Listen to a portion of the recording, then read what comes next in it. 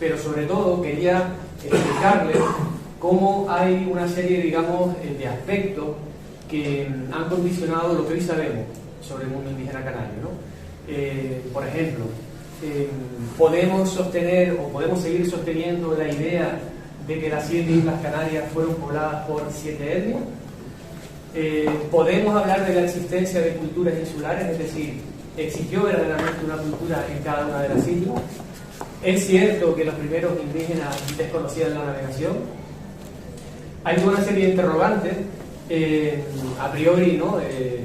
Como digo, directamente relacionados, ¿no?, con el primer poblamiento, pero las respuestas que se han dado a estos interrogantes muchas veces han estado condicionadas por cuestiones políticas, sociales, contextos, creaciones identitarias.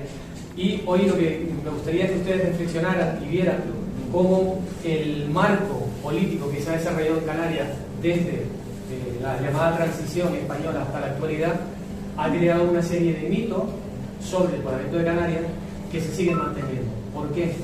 Porque cuentan con el respaldo del discurso de poder, ¿no?, político y académico. Pero básicamente un mito sería, como ahí tienen, ¿no?, algo que puede haber sucedido, pero no se tiene certeza de ello, ¿no? No estamos seguros de que haya sucedido al 100%, ¿no? Y en ese sentido se desarrollan teorías, se desarrollan hipótesis para intentar, ¿no?, explicar lo que pudo haber sucedido.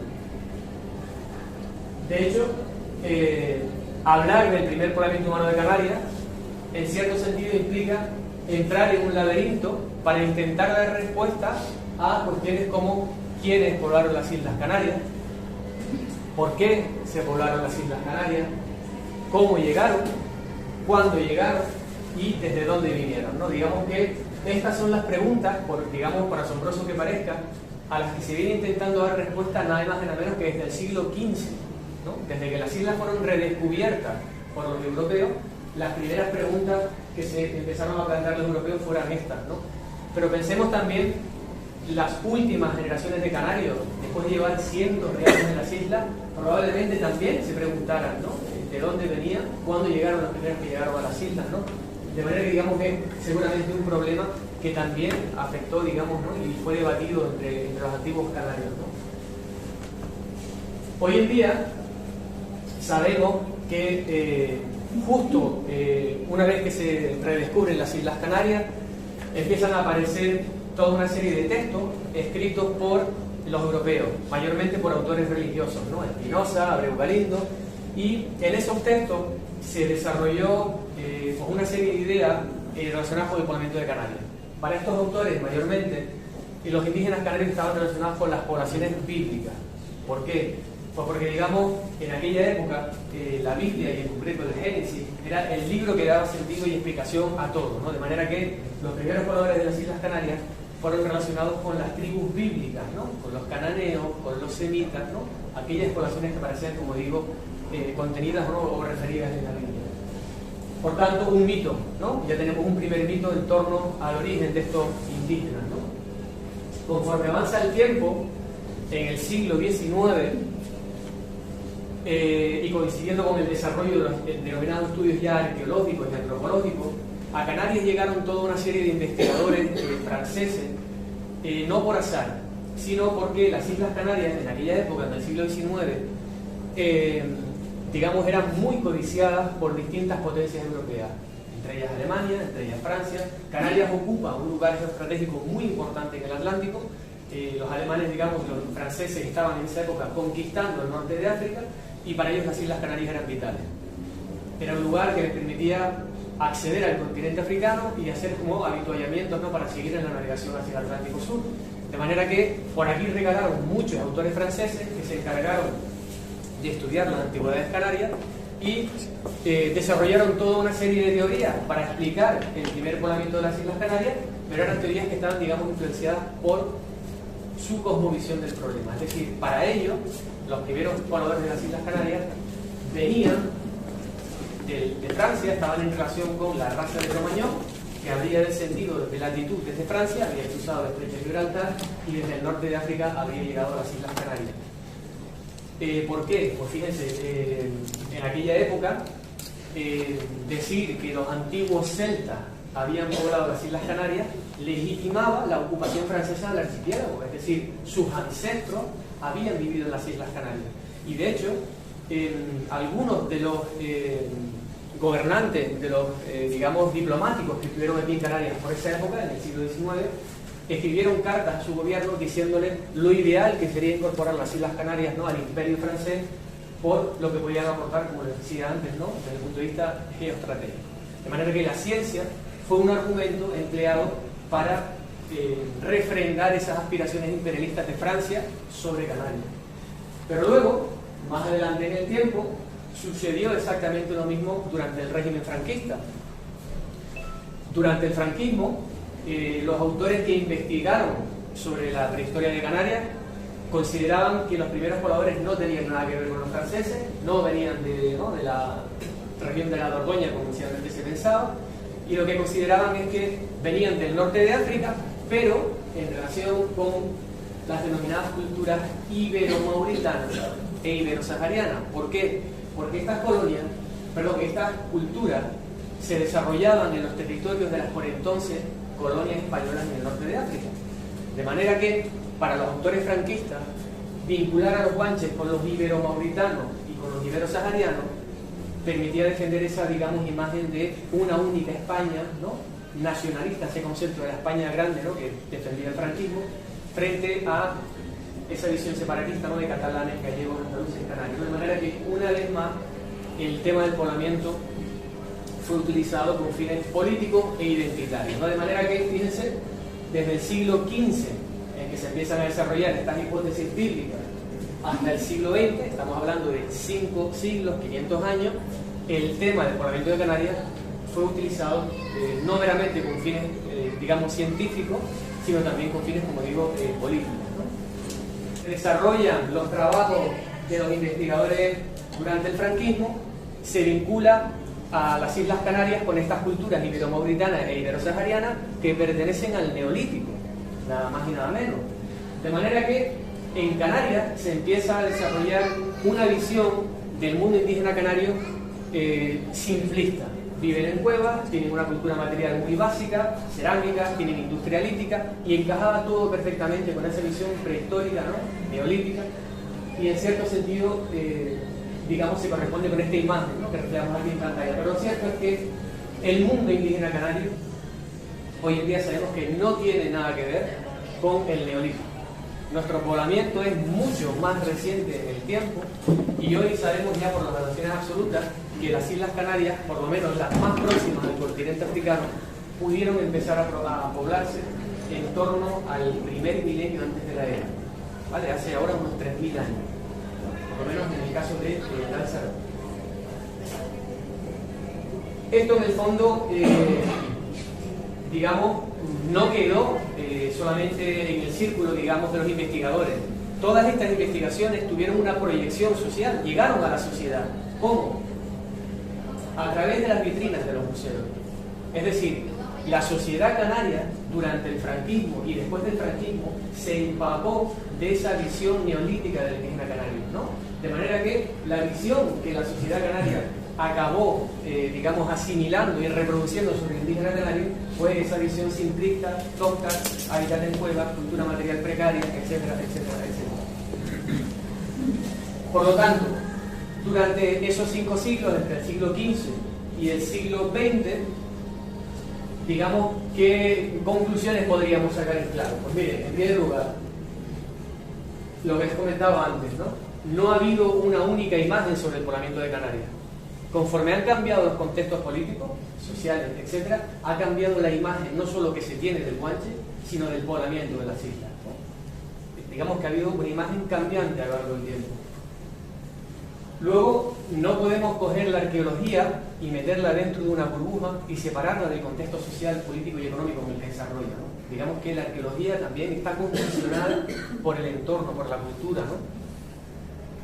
Y, por supuesto, hemos visto que hay una clara relación entre el poder y la generación del conocimiento científico, ¿no? Es decir, durante el franquismo las teorías fueron avaladas por los franquistas. En el siglo XIX fueron avaladas por el imperio, ¿no?, francés. Y durante el siglo XV fueron avaladas por la Iglesia, ¿no?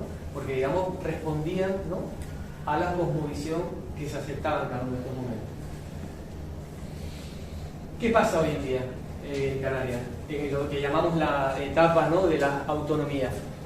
Hoy en día toda la información que tenemos sobre los indígenas canarios es certera al 100%, o siguen habiendo mitos en el pleno siglo XXI en el que nos movemos, ¿no?, en la etapa de la autonomía. Pues en esta parte de la conferencia quisiera abordar una serie de cuestiones relacionadas, por un lado, con el poblamiento de las islas. Me gustaría detenerme para explicarles si podemos hablar o no de la existencia del poblamiento de Canarias por 7 islas. Me gustaría también explicarles si podemos hablar de la existencia de una cultura para cada una de las islas. Y me gustaría también hablarles sobre por qué sistemáticamente durante muchos años el carácter africano de nuestra cultura se ha infravalorado y desde algunos sectores se ha hasta ocultado, ¿no? Porque, digamos, responde también a un contexto político muy definido y muy claro. Entonces, en primer lugar, para entender lo que está pasando hoy en día en Canarias en relación con el estudio del primer movimiento y la identidad que se genera en relación con el primer movimiento, tenemos que tener claros algunos aspectos, ¿no? El primero, cuando se aprueba la Constitución Española en el año 1978, suceden una serie de cuestiones, ¿no? La primera de ellas es que se trasladan, como ustedes saben, las competencias a las comunidades autónomas, ¿no? Hasta el 78 el gobierno centralizaba casi todas las competencias. A partir del 78, Canarias, por ejemplo, por primera vez, ¿no?, lo veremos con el Estatuto de Autonomía, asume competencias en materia de cultura, materia de patrimonio, materia de sanidad, materia de educación. Luego también nos encontramos con que ese mismo año, el año de la Constitución, se produce el intento de asesinato de Antonio Cubillo, como ustedes saben, líder, ¿no?, del movimiento independentista canario, que desde el punto de vista, digamos, identitario, él, digamos, argumentaba que el poblamiento de las Islas Canarias tenía una raíz amasí y estaba claramente emparentado con el norte de África. Por lo tanto, vamos a tener ya en mente que el discurso amasí, desde principios del año 68, va a identificar Canarias con lo amasí y con el contexto africano. Y luego, también fíjense, por esta fecha, en el 78, la Organización para la Unidad Africana reconoce que las Islas Canarias eran africanas y que debían ser descolonizadas. ¿Esto qué implica? Pues que España inicia una ofensa, ¿no?, diplomática, una ofensiva, por muchos países africanos para intentar compensar a esos países, ¿no?, de que las Islas Canarias eran españolas. Y luego, no perdamos de vista, les decía antes, el Estatuto de Autonomía de Canarias. ¿Qué es lo que posibilita el Estatuto de Autonomía de Canarias? Pues que, lo que les comentaba antes, ¿no?, que por primera vez el patrimonio canario, la arqueología canaria, sea gestionada desde las islas y por los isleños, ¿no?, y no desde Madrid, desde el centro, ¿no?, del país. Y también la educación, la cultura, la sanidad. Entonces nos vamos a encontrar con el siguiente panorama dentro de este contexto político, ¿no? Por un lado, aquellos autores que no forman parte de la academia, esto es importante dejarlo claro, fuera de la academia, de la universidad, y que se identifican con el discurso independentista, van a defender una visión de Canarias como región, ¿no?, 7 islas, región, y van siempre a hablar de nuestra relación con África, con la denominada cultura amasí, mal llamada también bereber, ¿vale? Por tanto, independentismo desde los años 70, finales de los 70, es sinónimo de hablar de región y hablar de amasividad o africanidad. Sin embargo, ¿qué es lo que hace, digamos, el discurso oficial, ¿no?, formado por las élites políticas electas y por la academia? Pues va a defender una visión insularista, es decir, se fracciona, ¿no?, la identidad, no somos una región, sino hablamos de 7 islas, se le da, digamos, prioridad a lo insular, a la visión insular, y luego se habla de África, no se cuestiona esa prehistoria, ¿no?, es africana, pero el peso de la identidad se defiende desde dentro de Canarias. Esto vamos a desarrollarlo un poco más adelante para que lo vean y para que lo entiendan. Por lo tanto, el discurso oficial, ¿no?, el discurso, digamos, político que se viene desarrollando en Canarias, sobre todo desde la década del 80 hasta la fecha, Va a hablar de que en las islas existen prehistorias insulares, una prehistoria de cada una de las islas. Va a hablar de que cada una de las islas está poblada por una etnia, guanches, majos, bimbaches, aguaristas, ¿no? Gomeros, etc. Y va a encubrir la realidad masí. Ahora lo veremos, les puedo asegurar que desde los años 80 hasta la década de los 2000, el 2010, la palabra masí no aparece en los libros académicos. No está recogida en los libros académicos y no está recogida en las salas de exposición, en los museos, en los parques arqueológicos. Se encubre una realidad y vamos a ver por qué. ¿Cómo se empiezan a definir estas prehistorias insulares? Bueno, cuando se crea el Departamento de Prehistoria en la Universidad de Laguna en el año 68, el por entonces catedrático Manuel Pellicer empieza a formar a una serie de discípulos que son ya pues muchos de los profesores que actualmente están en la Universidad de Laguna, y estos profesores empiezan a publicar libros de síntesis sobre la prehistoria de Canarias, ¿no? ¿Qué es lo que interesaba en aquella época? Definir cuáles eran las características principales de la prehistoria de Canarias, los rasgos principales, ¿no? De manera que empiezan a aparecer toda una serie de publicaciones en donde se definen cómo era la cultura material, qué creencias tenían, cómo eran, ¿no? Según las islas, ¿no? Los tipos de hábitat, el sustento, la alimentación, etc., ¿no? ¿Cuál era el principal objetivo de esto? Pues bien, como les digo, había que definir cuáles eran los rasgos, ¿no? de las prehistorias insulares. Había que definir la identidad de cada grupo presente en cada isla. Había que, ¿no? ver cuáles eran las particularidades de unas islas frente a otras. Y todo esto, intentar buscarle una ubicación en el tiempo, es decir, cuándo se poblaron las islas, ¿no? Y en qué momento llegaron los primeros pobladores. Y sobre eso se empieza a trabajar en la década de los 80. ¿Cómo? Pues bueno, hay dos teorías principales sobre las que se va a trabajar: el historicismo cultural, la teoría cultural. Esto no lo vamos a detener. Pero sí, lo cierto es que todos los materiales que van apareciendo en los yacimientos arqueológicos, ¿no? permiten hablar de grupos, ¿no? Se van a definir las islas a partir de inventarios, lo vamos a ver. Y nos encontramos, por ejemplo, con esto, ¿no? Los llamados registros tipos. Es decir, por ejemplo, ¿qué es lo típico de la cultura material de la isla de Gran Canaria? Pues, por ejemplo, las cerámicas pintadas, la momificación, la industria lítica, ósea, industria lítica, el molino, ¿no? Pintalera, de manera que se va configurando como un catálogo de materiales por cada una de las islas, fruto de estos estudios. En el caso de Tenerife, por ejemplo, igual, se crean también registros tipos, ¿no? Con los materiales que mayormente suelen aparecer en los yacimientos, ¿no? Claro, la pregunta es, ¿podemos entonces hablar de la existencia de culturas insulares en cada una de las islas, teniendo en cuenta, por ejemplo, que, ¿no? como vemos en pantalla, lo que documentamos en Tenerife más o menos difiere de lo que podemos encontrar en Gran Canaria? Bueno, lo cierto es que hay una cuestión que hoy en día es aceptada por la mayor parte de los investigadores, y es que las Islas Canarias, por lo menos durante una buena parte, ¿no? de su existencia dentro de la etapa indígena, estuvieron aisladas unas de otras. Es decir, si hubo contactos entre islas antes de la llegada de los europeos, estos contactos no fueron lo suficientemente intensos ni duraderos en el tiempo como para dejar huellas. Por eso, el aislamiento dio lugar a que las personas que vivían en Tenerife se adaptaran a la isla y a sus recursos, los que vivían en Gran Canaria se adaptaran a Gran Canaria y a sus recursos, y así en el resto de las islas, y con el paso del tiempo, al no haber comunicación entre unas islas y otras, fueran desarrollando culturas que presentaban elementos distintivos, ¿no? De manera que encontramos variantes cerámicas según las islas, pero también no olvidemos que estas variantes cerámicas están condicionadas por el propio foco de procedencia de que venía esa gente del norte de África, es decir, según la zona de la que llegaron, incorporaron tradiciones cerámicas distintas también, ¿vale?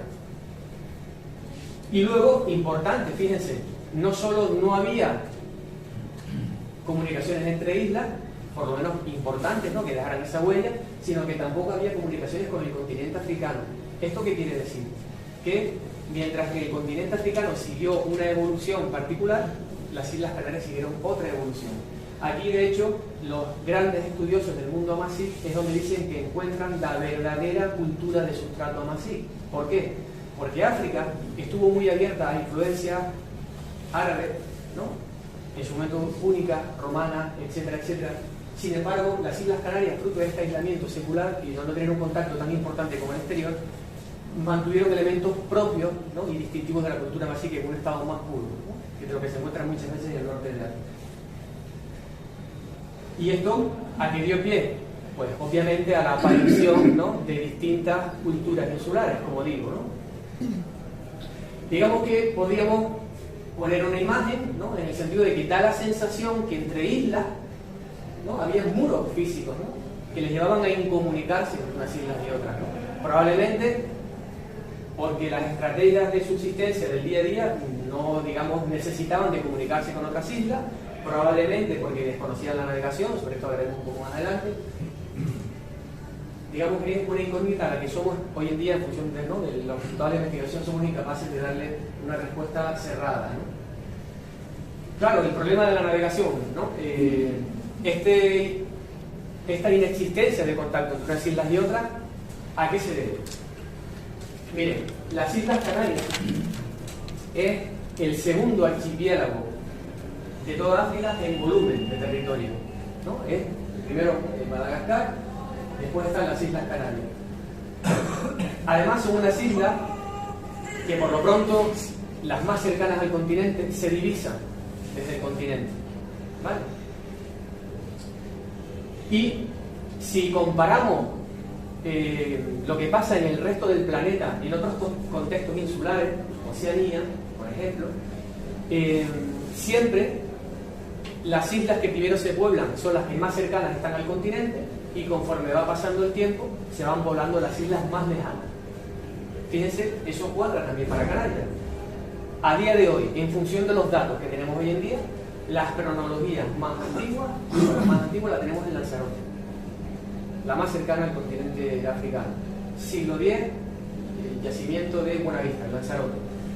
Conforme nos vamos retirando de África, tenemos, por ejemplo, tres siglos quintos en el caso de Tenerife, tenemos un siglo III en el caso de La Palma, un siglo I en La Gomera. Es decir, conforme nos vamos retirando de África, las cronologías son más recientes.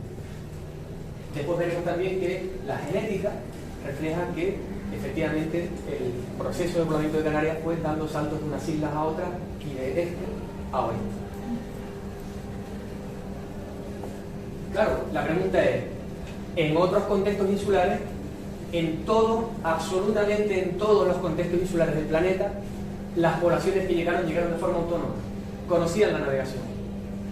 Sin embargo, en Canarias es de los escasísimos ejemplos en donde siempre se hace intervenir a poblaciones para trasplantar a los primeros que llegaron a las Islas Canarias. Es decir, se niega la capacidad de los indígenas canarios de que conocieran la navegación, ¿no? Esto es una teoría que hoy en día, de hecho, también está bastante dividida, ¿no? Habemos investigadores que pensamos que la capacidad de llegar de forma autónoma existió, y hay otros investigadores que piensan que fueron traídos por gente que conocía la navegación, ¿no? Pero por lo pronto, otro detalle también a tener en cuenta, aquí traigo, saben que los indígenas canarios grababan, ¿no? En las rocas, a veces cuestiones relacionadas con el alfabeto, motivos figurativos. Aquí traigo algunos motivos de embarcaciones, en este caso son todas embarcaciones históricas, es decir, fueron grabadas, ¿no? Ya después de la conquista, porque aparecen representados barcos que son claramente de tipología histórica.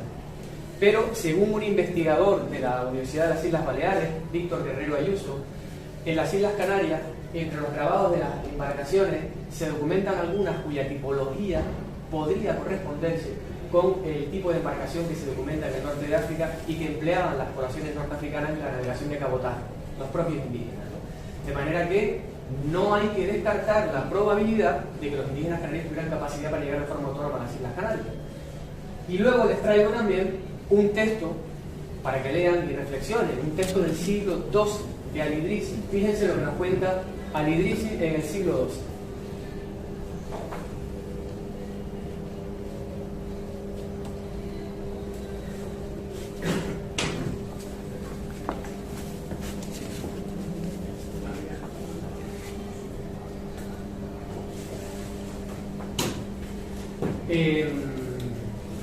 Para algunos autores, por ejemplo Serra Raffol, este texto de Aridrisi hacía referencia a la costa africana. Hay otros investigadores, entre los que me incluyo, que consideramos que esto es una clara referencia a las Islas Canarias. De hecho, en el siglo XII nos está hablando de la existencia de embarcaciones usadas por los indígenas. Y por tanto, a las puertas de que las islas fueran redescubiertas, ¿no?, por los catalanes mallorquines, ¿no?, por los italianos, etcétera, etcétera. Por lo tanto, hemos hablado de que las islas evidentemente tienen culturas insulares, ¿no?, fruto de ese aislamiento. Hemos hablado de que pudieron conocer la navegación, pudieron llegar de forma autónoma, pero tuvieron que llegar necesariamente a las islas 7 etnias, es decir, se hizo un reparto matemático del territorio, es decir, no, los canarios para Gran Canaria, los guanches nos quedamos en Tenerife, no, los magos Lanzarote y Fuerteventura, los bipaches nos vamos al Hierro. De entrada, probablemente, si le preguntáramos, si tuviéramos la ocasión de preguntarle a los indígenas canarios, ellos mismos cuestionarían, ¿no?, esta teoría, ¿no?, de las 7 islas, 7 etnias, ¿no? Y ahora lo que voy a intentar hacer es explicarle dónde hunde sus raíces esta creencia, que también es un mito, de que nuestras 7 islas canarias fueron pobladas por 7 tribus procedentes del norte de África. Miren, cuando recuerdan antes yo les hablaba de la Constitución Española y les hablaba del Estatuto de Autonomía de Canarias, ¿verdad? El Estatuto de Autonomía de Canarias, una de las cuestiones que posibilitó es que por primera vez en la historia del archipiélago nosotros gestionáramos nuestro patrimonio, ¿no? Digamos, el gobierno de Canarias asume las competencias en materia de patrimonio, pero a su vez el gobierno de Canarias lo que hace es que las delega en los cabildos insulares, ¿no? ¿Y qué es lo que van a hacer cada uno de los cabildos insulares? Se va a ocupar del estudio de su territorio. Yo, terreño, estudio a los bimbaches. Yo, tinerfeño, estudio a los guanches, ¿no? Y se balcaniza el estudio de la prehistoria de Canarias. Cada cabildo estudia su isla. Desaparece la visión regionalista. 7 cabildos insulares, 7 islas, 7 etnias. Claro, este insularismo político que se desarrolla desde cada una de las islas, ¿a qué da lugar? También a un fraccionamiento del espacio político. ¿Cuál es, digamos, la opción política que se empieza a desarrollar desde la década de los 80? El insularismo. Y, además, empiezan a aparecer toda una serie de fuerzas políticas con clientelas insulares que se radican en cada una de las islas, ¿no? AI, ATI, etc., ¿no? Y seguimos, ¿no?, por cada una de las islas. De manera que, desde la década de los 80 en adelante, Canarias no es, digamos, concebida desde una perspectiva global, regional, sino desde cada una de las islas, ¿no? Esto es lo que Bravo de Laguna ha denominado el problema canario, que ha afectado a nuestro desarrollo social, político, cultural, etcétera, desde la década de finales de los 80. Claro, la pregunta que ahora podríamos hacernos es, bien, esta realidad política y social nos ha afectado a nosotros, ¿cómo nos vemos los canarios hoy en día en el siglo XXI? Pues sí, hay un estudio desarrollado por 2 profesores de psicología de la Universidad de Laguna, en donde claramente han puesto de manifiesto una serie de cuestiones, ¿no? Por ejemplo, los isleños hemos acabado identificándonos con los de cada una de nuestras islas. Hemos establecido, ¿no?, barreras identitarias con el resto de las islas, ¿no? Hemos reforzado las características que nos autodefinen a nivel insular, ¿no?, frente a la visión regional de Canarias. Y luego, estas, digamos, características que nos definen por contraste con los de la isla de enfrente, que les voy a contar del pleito intracanario entre Tenerife y Gran Canaria de años atrás, ¿no? De manera que la identidad es referencial, es decir, la isla es la que al fin y al cabo nos define, ¿no?, y la que marca los límites y hasta dónde llega nuestra identidad, ¿no? De manera que, para resumirlo, digamos que las Islas Canarias desde los años 80 se han venido moviendo en un contexto geográfico, político, administrativo y social que ha propiciado el desarrollo de identidades insulares. Claro, y ahora, ¿qué es lo que dice la arqueología, ¿no? Ya hemos visto que la política ¿no? La economía ha orientado la mirada, ¿no?, de la entidad hacia un sitio. ¿Qué dice la arqueología sobre esto? ¿La arqueología permite hablar de 7 islas y de 7 etnias? Miren, les pongo un ejemplo, el caso de la isla de La Palma.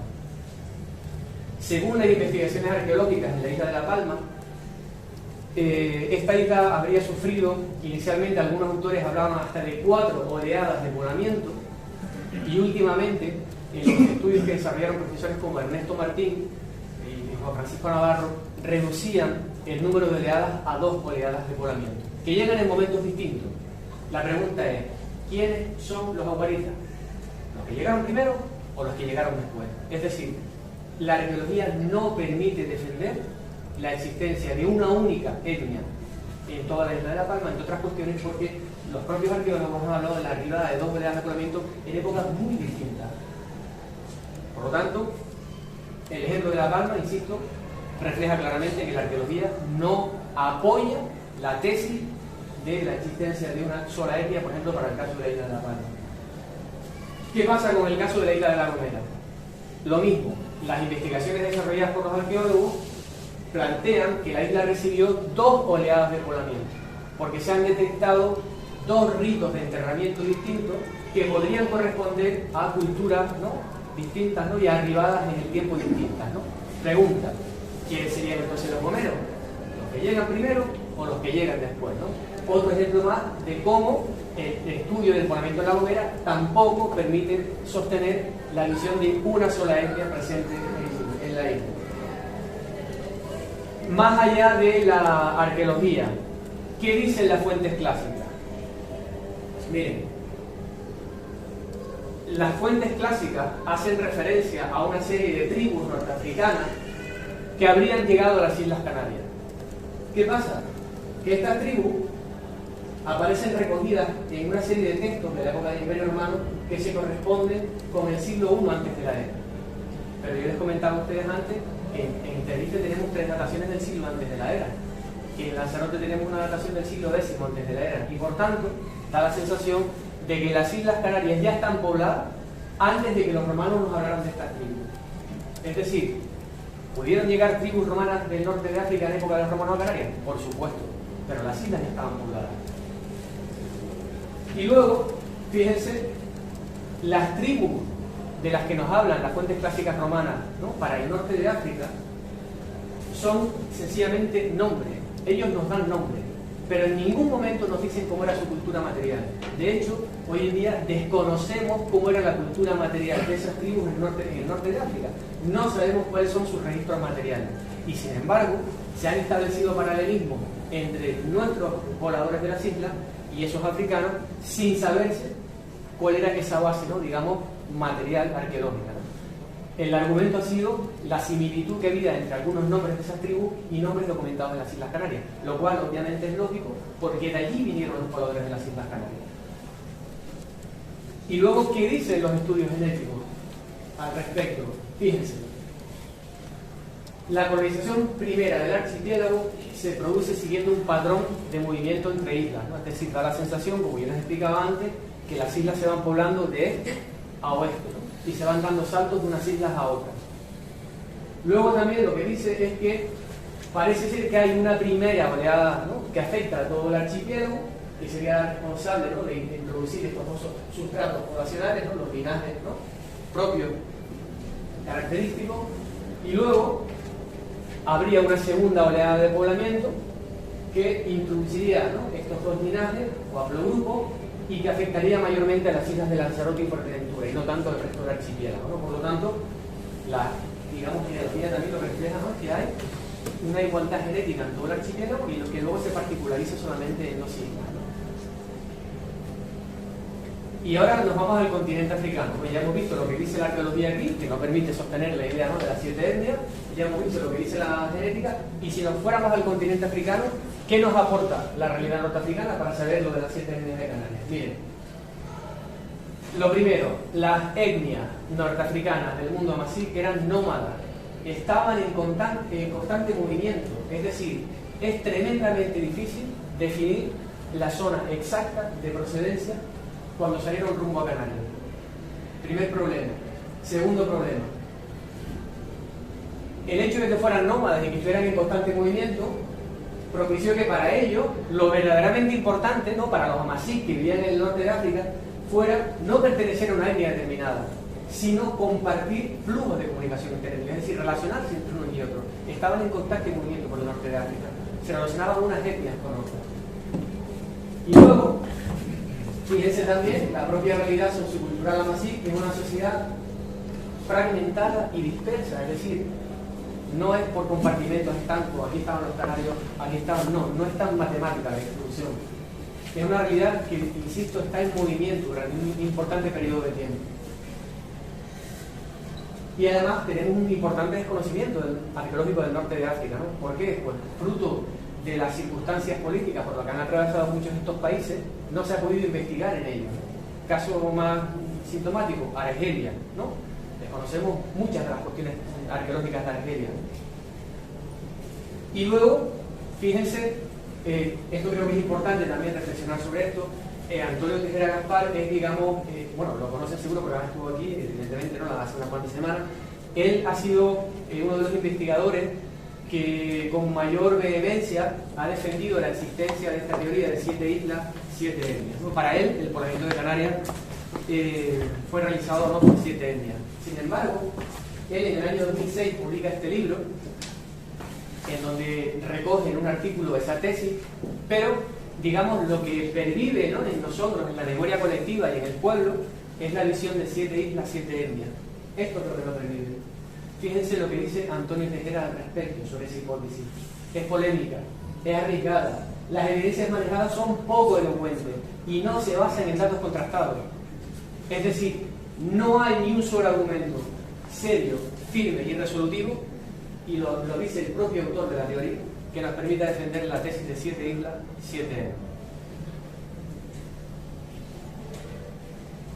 Por lo tanto, ¿podemos hablar de la existencia de culturas insulares? Sí, ya lo comentábamos antes, ¿no? Ese aislamiento, ¿no?, entre unas islas y otras, a la larga, lo que propició fue que se adaptaran a los territorios, ¿no?, que desarrollaron sus propias culturas, condicionadas también por el foco de procedencia de que venían, ¿no?, y las propias tradiciones islámicas que incorporaban mínima.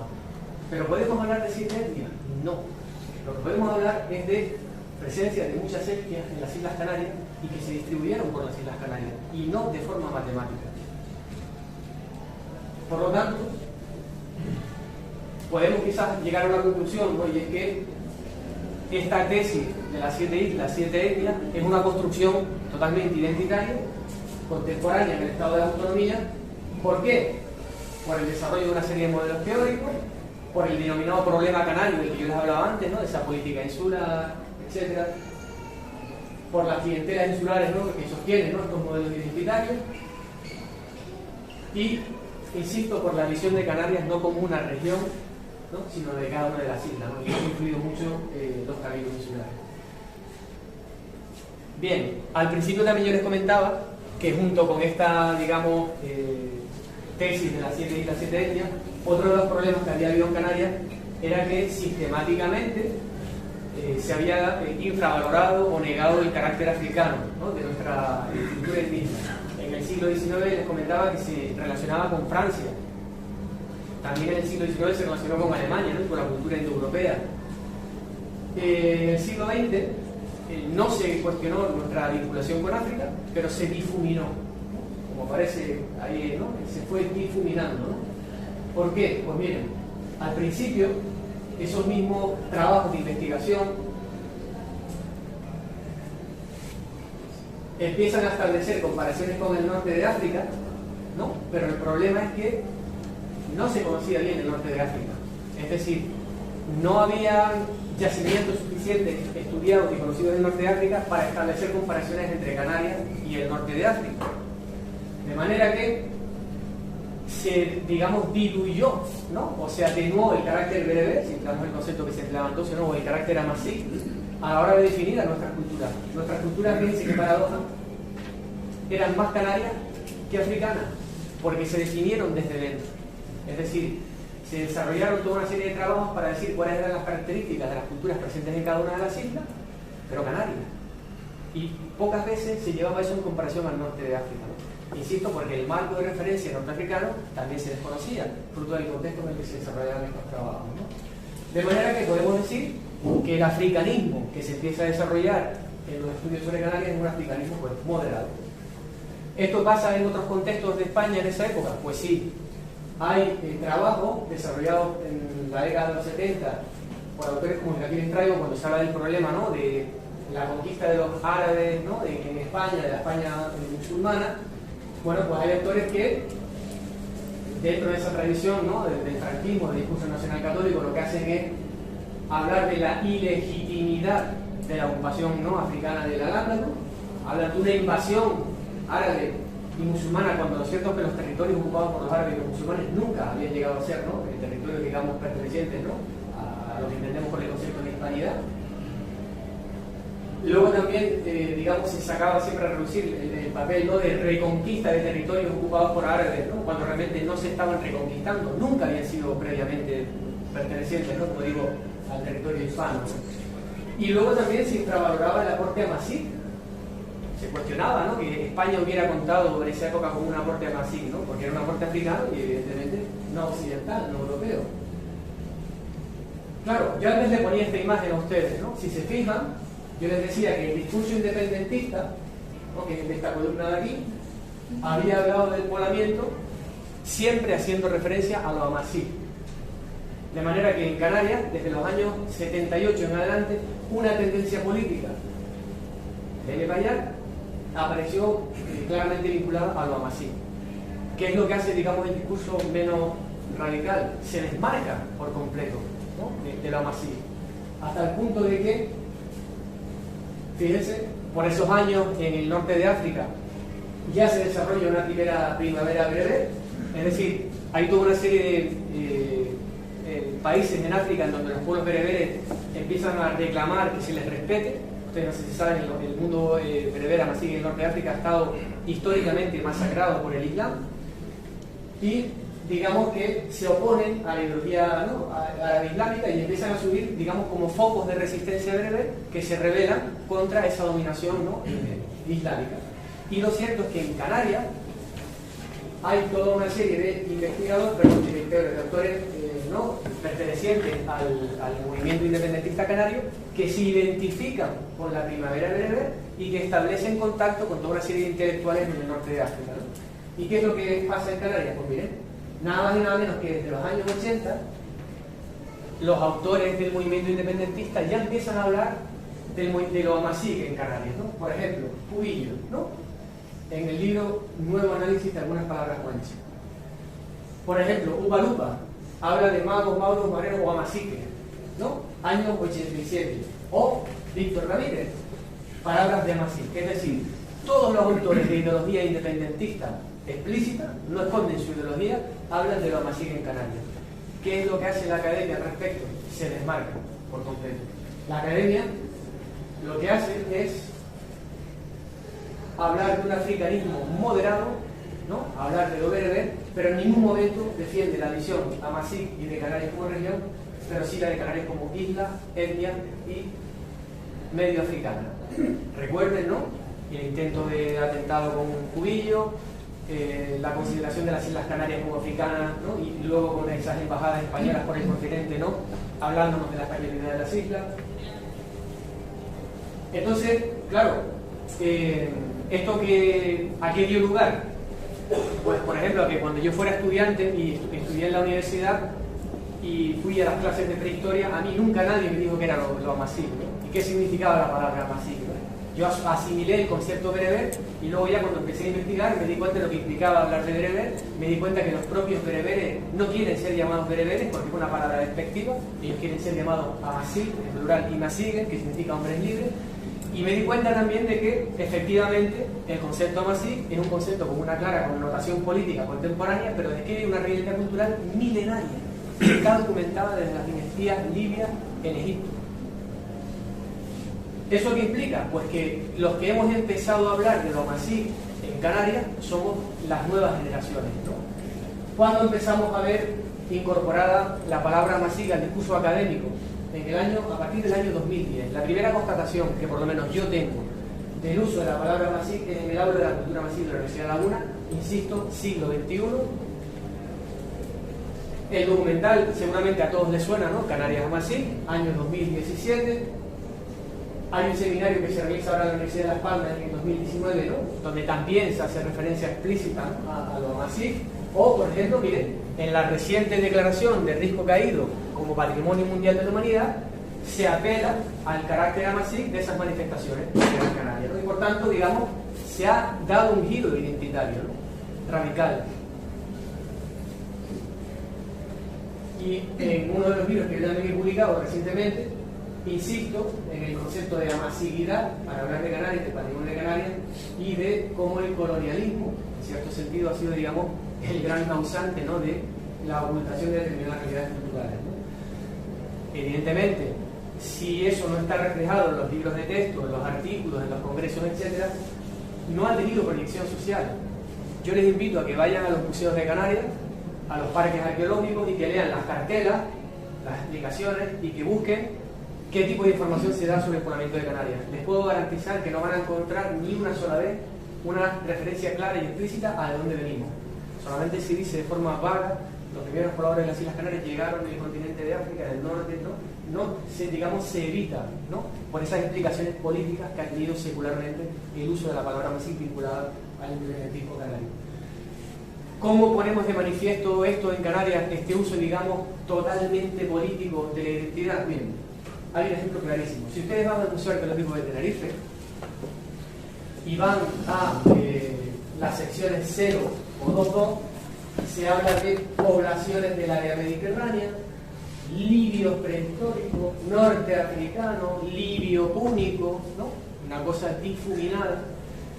Sin embargo, por supuesto, ¿no?, también se habla del etnónimo distintivo de cada una de las islas, es decir, se refuerza la lectura, 7 islas, 7 entes. Sin embargo, luego el propio museo monta una exposición en Agadir y habla de Canarias herencia Amasí. Es decir, en territorio norteafricano somos Amasí, en territorio canario somos libio-púnicos, norteafricanos. ¿Por qué? Pues miren, ¿quién monta la exposición esa en Agadir? Viceconsejería de Economía, Asuntos Económicos y Consejería de Economía. ¿Qué es lo que persigue esa exposición en el norte de África? Instrumentalizar el uso de la Amasí. Lo que quiere es que haya, digamos, propiciar una colaboración empresarial entre Canarias y el sur de Marruecos. Y por eso, en ese contexto, sí es importante hablar de la amasividad, porque lo que queremos es demostrarles a los vecinos de Marruecos que nosotros compartimos origen. Sin embargo, aquí internamente en las islas, con los propios canarios, nos ponemos una venda en los ojos y hablamos de cosas difuminadas. Por tanto, claramente, en pleno siglo XXI, al igual que veníamos hablando de los siglos XV, XVI, XVII, se sigue haciendo un uso instrumental de nuestra identidad.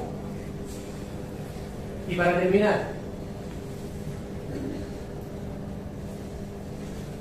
hemos visto que, como les decía antes, los estudios sobre el poblamiento superan la arqueología, ¿no? Están condicionados por la política, claramente, ¿no? Están condicionados por la propia práctica administrativa, ¿no? Si no tuviéramos 7 cabildos, a lo mejor probablemente esta tesis de las 7 etnias no habría sido desarrollada, ¿no? Y por la propia legislación también, ¿no? Y por la propia gestión del patrimonio.